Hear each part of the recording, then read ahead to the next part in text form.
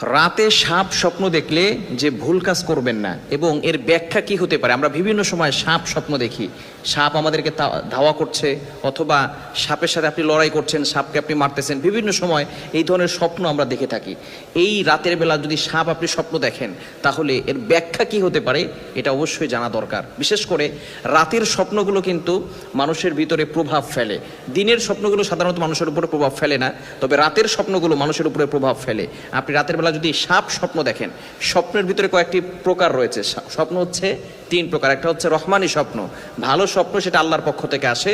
দ্বিতীয় নাম্বার হচ্ছে শয়তানি স্বপ্ন, আপনি রাতের বেলা ভয়ঙ্কর স্বপ্ন দেখছেন, এটা হচ্ছে শয়তানের পক্ষ থেকে আসে। খারাপ স্বপ্ন, এটা শয়তানের পক্ষ থেকে আসে। আর একটা হচ্ছে খেয়ালি স্বপ্ন, আপনি রাতের বেলা অথবা দিনের বেলা যেই সবসময় চিন্তা ফিকির করেন সেটাই আপনি স্বপ্ন দেখছেন। এজন্য এই স্বপ্ন হচ্ছে তিন প্রকার। তবে স্বপ্ন কিন্তু অনেক সময় সত্য হওয়ার সম্ভাবনা আছে। ইউসুফ আলাইহিস সালাম কিন্তু সবচেয়ে বড় ব্যাখ্যাদাতা ছিলেন এবং